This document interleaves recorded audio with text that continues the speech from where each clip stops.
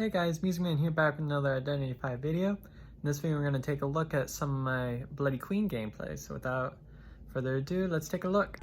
Alright, so the first match we're going to be looking at is on Sacred Heart. That's pretty much one of my standard builds at this point. I sometimes go between using Berserker and using, I think it's Rage is the anti-stun, just depending on how many stunners there are on the team.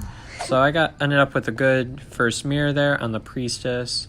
Now ideally I would have either found the Mechanic or the Cowboy first. However, I come across the Priestess and I just, work with what I've got. There gets to be a point sometimes when you just gotta kind of work with whatever survivor you come after first. That was a really good lasso by the Cowboy. He's gonna go ahead and lasso and take her out that window there, but so what I do here is I know that Cowboy is going to be a harasser after I down the Priestess, so what I decide to do is I just go after that Cowboy right away. Now watch what I do. Mirror rotate, and I down the Priestess there as well before the mirror is complete. So now I'm going to go ahead and take this Cowboy to the chair. Now an annoying thing about Priestess is watch what happens here. So people say that like the healing thing isn't like a super big deal, but I mean it really is. Watch what happens here. I go to pick her up and then she immediately gets right back up. Has tied, and now the Cowboy just bought another 60 seconds for the team. So I end up just kind of losing the Cowboy there. I wanted to just double hit the Priestess, but I end up losing the Cowboy, so I'm just going to go ahead and go after the Priestess. And there's 4 Cyphers left, so that gives me a little bit more flexibility as well. 3 Cyphers now. But there are points where I've been able to win, and this is the time I get my first cheering here. So at this point, the Cowboy needs to either be healed or use his exit path. Either way, I'm just fine. And I find the Mechanic here. I end up getting quick first hit on the Mechanic. Watch what I do here. I use my mirror right here, and boom, double hit on the Mechanic. Now the Perfumer is there, but I'm able to use my mirror to get another hit on the Priestess there. I see generally where the Priestess is going. Now this is annoying here. The Priestess is able to use to summon a world portal here. Now she's out of the area. Now at this point the Perfumer is the only one that can rescue. I end up actually finding the Priestess again, which was really nice. I don't want to let the Mechanic go. However, that was a really good body block by the Perfumer. But I'm still going to go after the Mechanic here. The Mechanic's going to get this speed boost right here. And I'm just waiting for my countdown to come off. I'm going to break some of the terrain here. But this was a relatively poor mirror spawn. So I have to switch there. But it ultimately works out because I get the Mechanic really fast. And look, all these survivors are now all healed up. I'm going to go ahead and... I was about to say cheer the Mechanic, but that was a really good lasso by the Cowboy there. And now I have to chase him here. So I know that's just kind of what I got to do. I was just baiting the Perfume out, and now I'm going to go ahead and leave.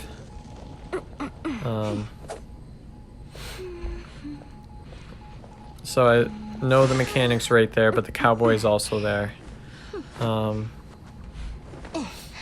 I kind of expected that to come, but I figured the Mechanic was almost done self-healing anyways. So either way, it would have been a loss. So now I'm just going to chase the Perfumer here. I am going back and forth between a lot of survivors, not doing my usual, which is just focus on one down before detention kicks off, and I usually am able to pull that into either a draw or sometimes a win. But I'm just kind of going back and forth between all the different survivors. making sure all of them get their chance to be on the chair. Now what they're trying to do is they're just sort of rotating their chairings here. Who's going to rescue, who's going to stay, you know. And I'm going to go ahead and double hit the mechanic.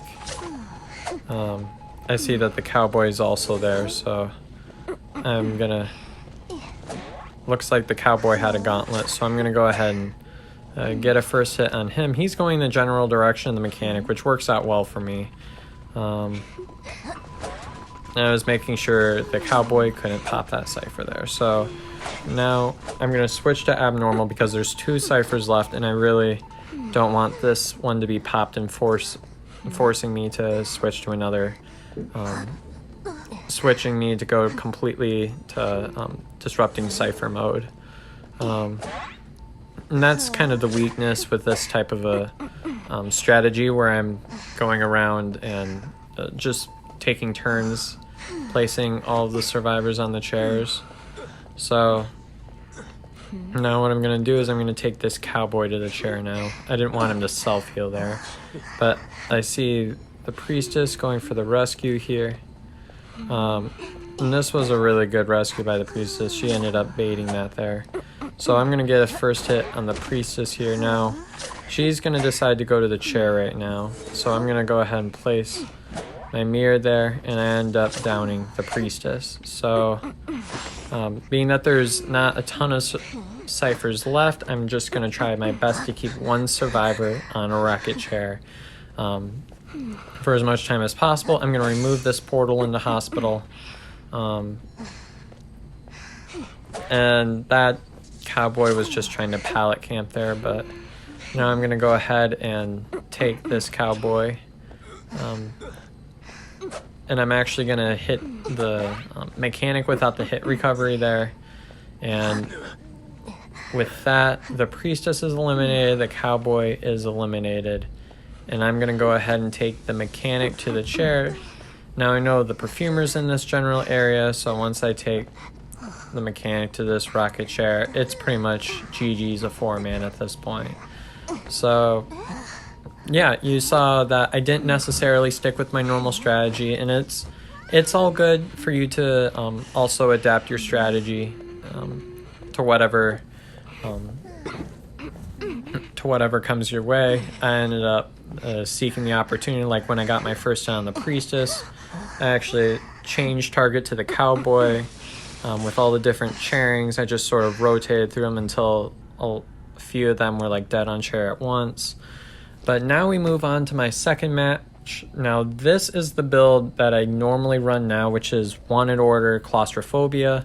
Wanted Order is good because then you're able to do more effectively what I was showing you there before, which was I was able to hit a survivor nice and early, and then I'm able to follow up with another attack to stuff rescues, and that's what Wanted Order is really useful for.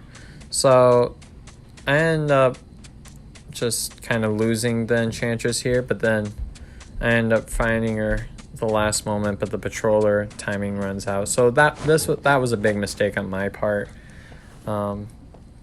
If I did land that patroller, that would have been an easy down for me, but being that the Enchantress was able to lose me there, that's going to buy her a lot of time. And see, that down took a bit longer than it should have. But overall, the first round of Cypher Pops hasn't kicked off, so I'm still not doing terrible. So now at this point, the Priestess is being revealed to me. I kind of wish that it was the Mercenary that was being revealed.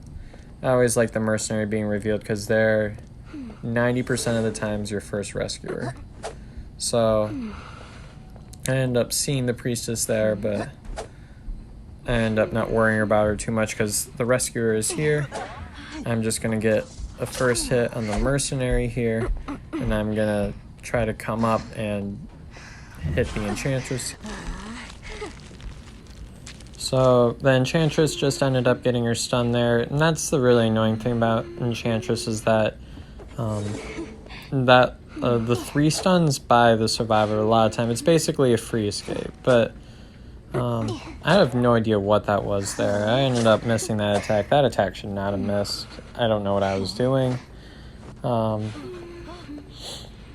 But I ended up following it with a successful attack through the pallet. And again, the priestess is still revealed to me. Again, would rather have either the gravekeeper or the mercenary highlighted. But being that I found the priestess, I'm not going to worry about her too much, but I see the gravekeeper here. I was trying to stuff that rescue there, but at least that patroller means that you can no longer body block. And I'm able to attack the enchantress once again. So you see throughout this match, I end up actually missing quite a few of my mirrors there.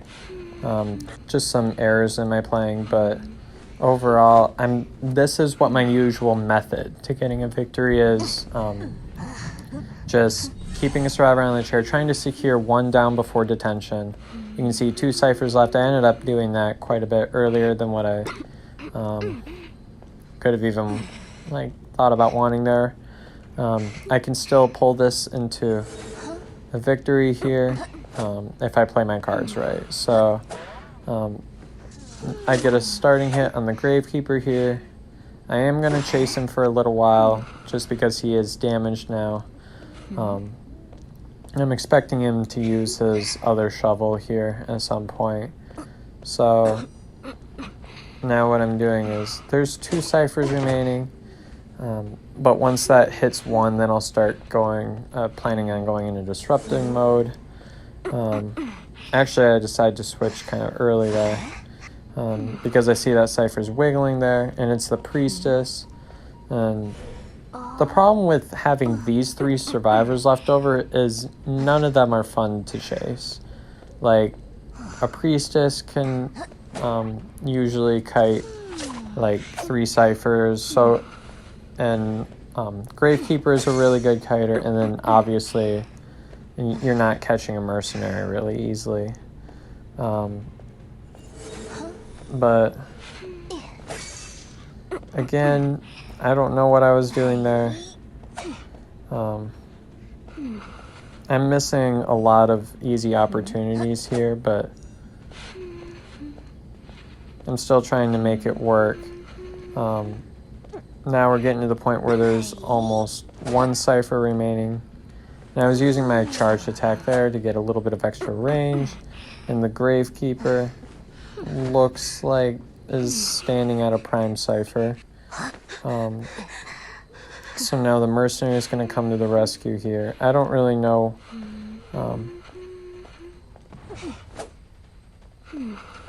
I don't really know which cipher's prime there, so I can't really make a decision. At this point, I didn't even know if the cipher was prime because none of them were wiggling. I get a double hit on the mercenary here. But I'm still going to chase the priestess. And she's just going to take this hit and get away nice and easy using the borrowed time. I'm able to use my mirror, though, to get a quick hit on that priestess. Now here I'm going to switch my trait to teleport here to try to interrupt that gate decoding progress there. So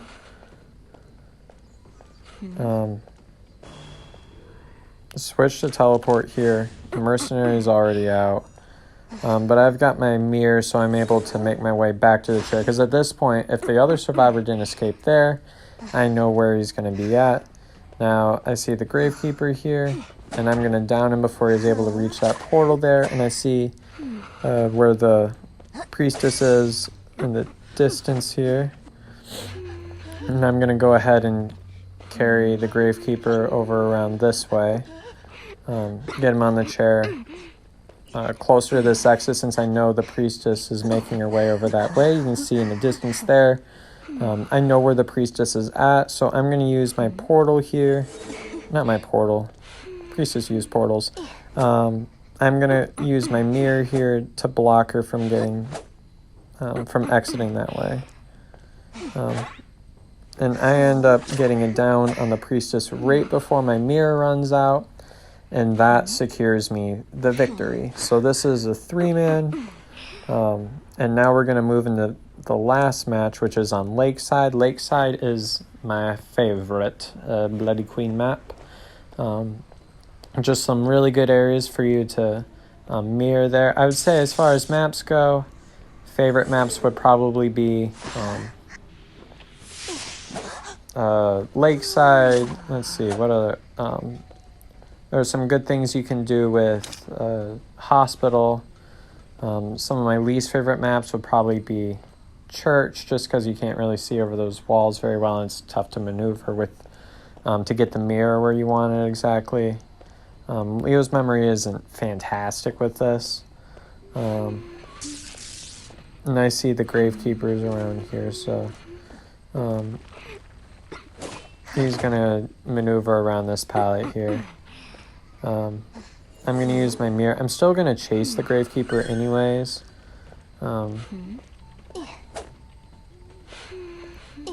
Just because I know that unless I end up being lucky and finding the prisoner, anybody I chase is going to take a long time. Seer's a really good kiter.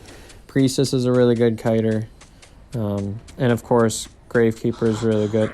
So the whole idea with using this patroller is to force him to dig.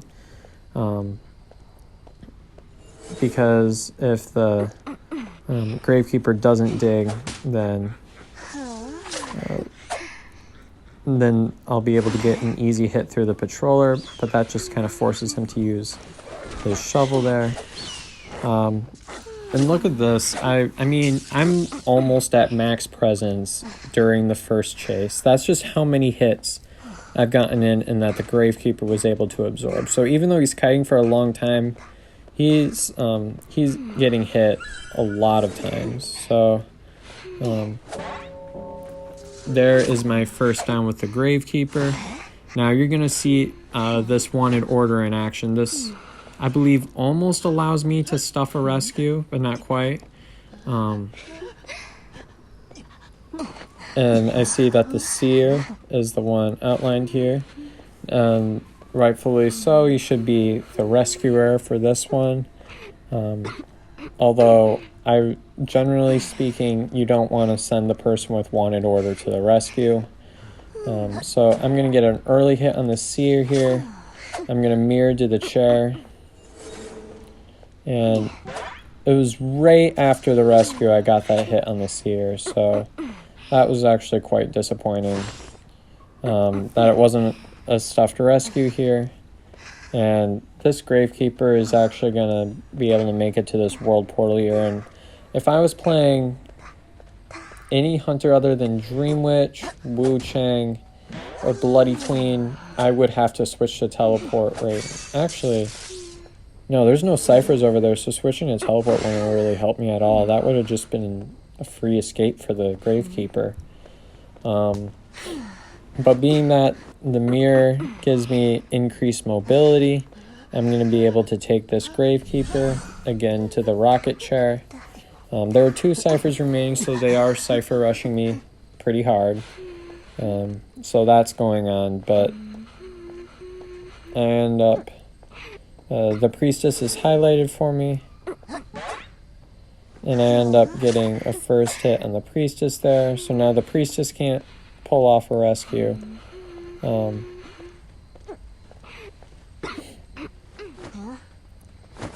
And I'm going to go ahead and use this patroller on the Seer.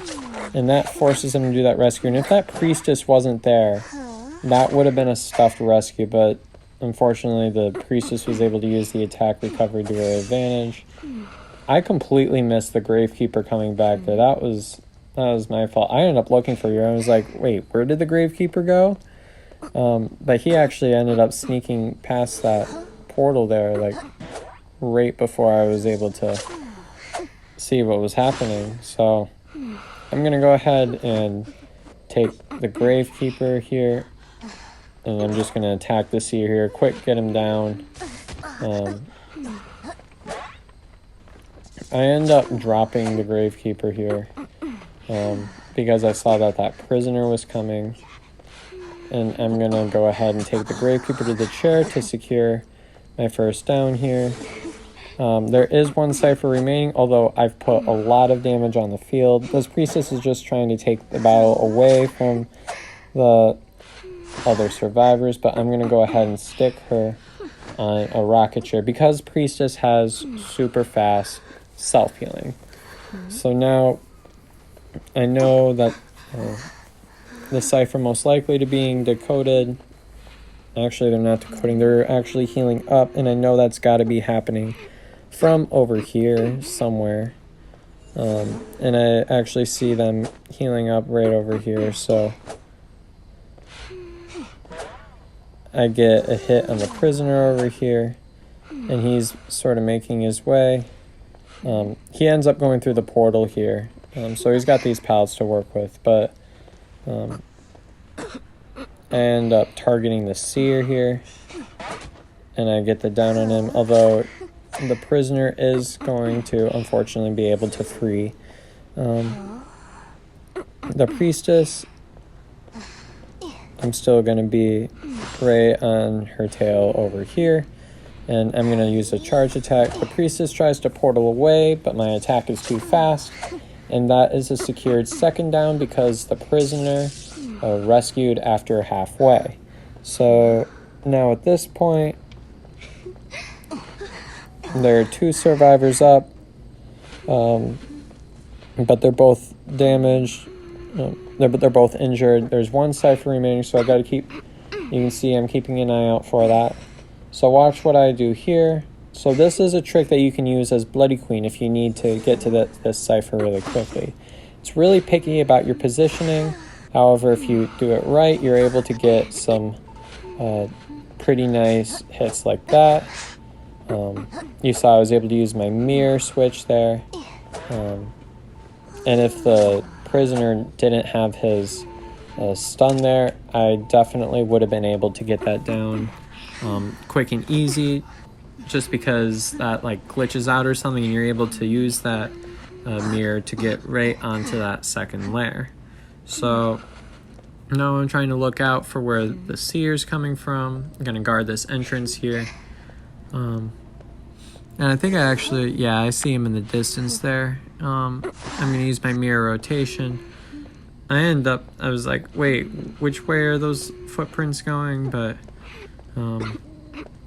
at this point, I know I'm going to be able to make it to the chair before the seer, unless the seer just happens to get another bird, which he doesn't, and that is a secured 4-man for me. So this was, again, another match kind of going for my conventional style. And yeah, that's the game. Well, I hope you all found that video to be helpful. If you have any questions or comments, please let me know in the comment section below. And thanks for watching. I'll see you next time.